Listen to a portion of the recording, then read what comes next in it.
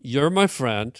Yeah. You're a charming, dynamic, and I'm not blowing smoke. This is just who you are. You're a charming, dynamic, magnetic guy, personality, essence, and energy. And as much as you want to repel the world or girls or your family or whatever, like a moth to a flame, people are drawn to that energy, to that light. And someday a girl, if that's what you're trying to block out, a girl will be drawn to that light very powerfully, maybe the way you were. Yeah. And you will sense that girl's energy. She will come into the light, and you won't be able to resist that energy. You will let her Like get to that the light. candle, though. Like the candle you talked about with that little mechanism that it's inside, right? I'm just not going to open that thing. Oh. Right?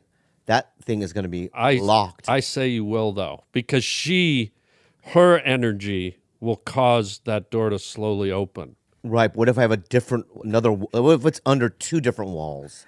And I'm blocking energy as well. I think everyone says that, but I think there's always a person comes along that knows how to melt the ice. But I agree. I don't know. It's a beautiful thing. It's not a beautiful thing, and it horrifies me. No, it's great because a lot of the times when you don't want to fall in love and you put up those walls and paper up the windows is exactly when that person that's strong enough to get through does. I can't. No, you're about to say.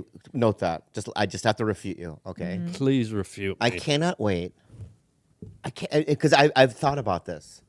People say this. You're not the only macho man that has said this. He's unbuttoned. Yeah. If you're gonna say macho, Yeah. for every action, there's an equal and opposite reaction. That was ultra fucking macho. And if button back up, thanks. Yeah.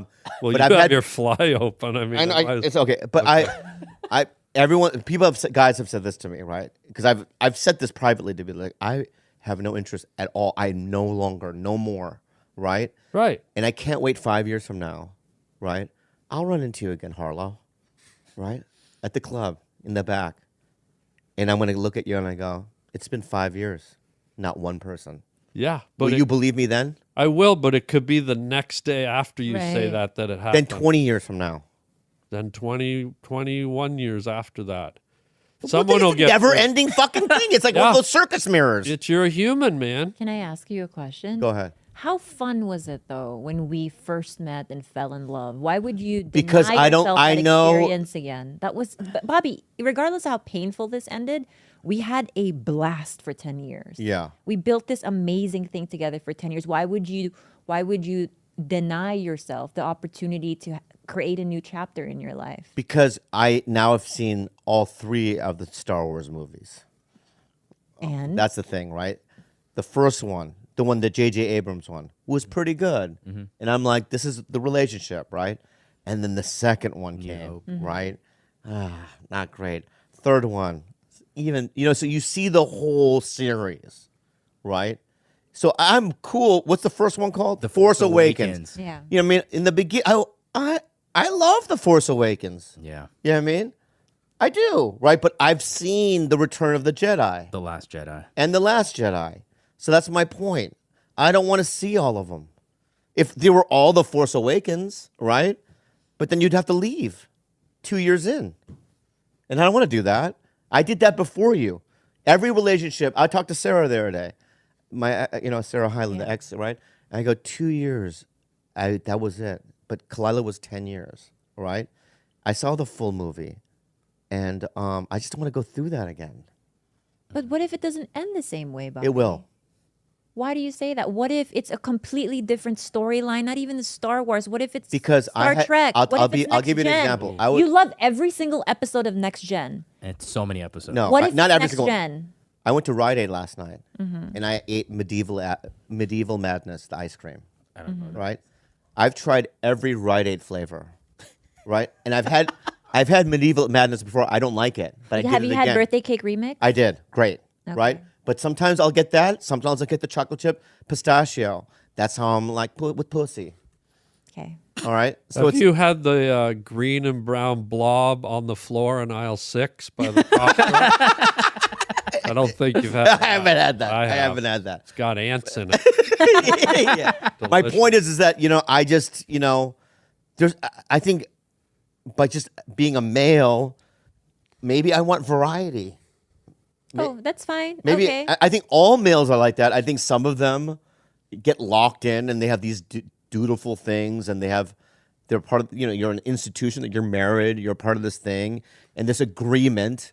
But I don't think that's instinctually what you want to do. I think George, you have married, you have another kid on the way. Congratulations. I think your first kid is beautiful. I haven't met the second one yet, but my point is that I'm sure it's great, but might be a little silly, but yeah. But my point is that I'm pretty sure, you know what I mean. I hope your wife is not listening, but during the live set that one night that we did the live, there might be some girls there that you probably were eyeing. Like, I wish in a different universe that I could plow. You know what I mean? Is that word again? Yeah. So But yeah, go ahead. You're saying you're open to fooling around with girls. You're just saying you're not Maybe. going to get in deep with a girl, is what you're saying. That's what I meant. You're not Getting gonna fall into in love.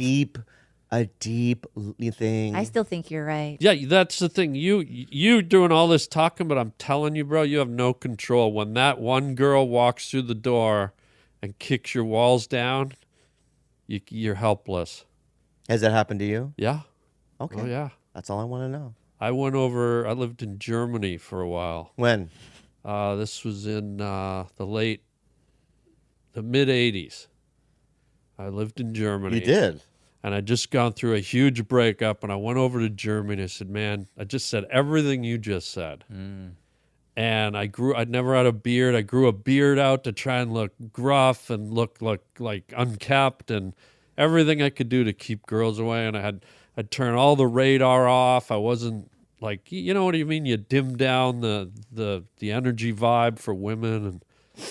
And I was working in computer animation, and there was this guy who was teaching us, this guy who worked at the company I was at. And fuck, every night his girlfriend would come and pick him up. And Yeah. she was stunning. She was like a young Faye Dunaway with long blonde hair, German, like just unbelievable. I had nothing. I didn't want anything to do with her. And we were all at a party one night, and I Yeah. was just at the party, and I'd been around her for a few months, and I was at the party. And you ever have that feeling when someone's looking at you and you can just feel it? Yeah. And I'm at the party, and I'm just going, what the fuck is going on? And I could feel it, and I look, and all of a sudden I looked across the room, and this girl was just staring at me like Carrie's mother. Like it was just like this look that was like, I love you. And I just flew across the room, and I go, what are you doing? And it was on. Wait, I thought she was dating some other guy. She was. Whoa. She found me, the two moths flew into the light, and it was, I didn't want anything to do with it. Especially I was overseas. I didn't want to find a girlfriend over in Germany. Yeah. Be emotional. Yeah, it was like, boom. How long did you see her for? I was there for about a year and a half, and the final night we were together, we had to drive up to Hamburg for a film festival, and it was the most romantic setting you've ever seen. So they were at this. It was nighttime, outdoor film festival, and in this water fountain in Hamburg, they set up this huge screen, like must have been 80 feet across, 60 feet high, gigantic, and an old black and white Elizabeth Taylor, Richard Burton movie was playing. And we're standing there kind of up against the wall, and it was just there in the background, and it was me and her, and I said, baby, I'm going to America. I'm moving to Hollywood in 2 days. And I said, I gotta know right now, do you love me? And she said, I love you. And I said, well, one of us has to move, me or you. And it was so incredible. This movie playing in the background, you could hear the voices and you could see it. And they were like, 90 feet high, these Elizabeth Taylor. It was Wow. but it was exactly what you're saying. Like I Is went that how big there. she is? She's 90 feet. Godzilla's. But it was, anyways, my point is I tried what you tried. And at some point, Someone just gets through the barrier. Man. I just learned from you just now. What When do I- someone's staring at me, leave. But that's what I mean. You can't. I will. It's like a I will tractor beam. No. You Once can't- I get that, to me, those are pain eyes. That's a different eyes. That's a different stare. The love stare is it. To me, locks love you and in. pain eyes are the same eyes, No, bro. no, Yeah. guy. You'll see, guy. Guy. 21 years, guy. Guy, Love you. love you. Yeah. See you at Carl's Jr. in half an hour. Curly fry. It's gonna happen, All right. If you Yeah. say so. but be happy about it. About what? About finding that next person. Everyone here, it's a beautiful thing. Ours is so recent. Yeah. It's a month, and we still live together. Oh, okay. Sleep on the same bed.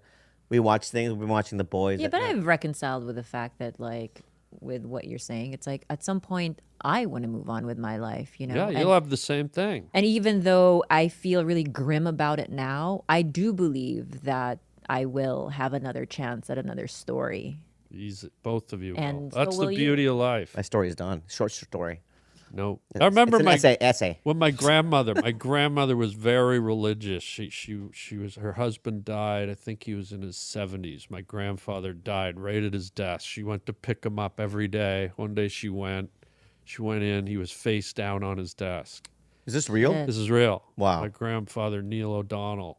And she was very religious. And she said, I will never be with another man. Neil was my whole life. And we all believed it. We were How like, old was she at the time? Oh, she had to be in her 70s. Wow. And we were like, oh, yeah, but Nanny will never, ever. And 2.5 years later, she had a boyfriend named Clyde who had a little chihuahua. And we couldn't believe it. And I was sort of sad, but I was like, man, that's life. It just, you can't shut it off. Love just keeps coming. Sometimes it takes years or months or weeks, but it'll find you, kid. They plowed? And if it doesn't, Did they I plow? will. You'll I will love you. I will- not sexually, but we'll go camping. You do Burning Man, right? Yeah. Yeah. I thought the deal was you were going to take him to his first Burning Man, Oh, the last time. right? Do you want to go? Yeah, last time you were here 3 years ago, we Yeah, talked but about they- you never invited me one fucking time. COVID hit. They shut it down. Have you been there? Is there No. still going? It's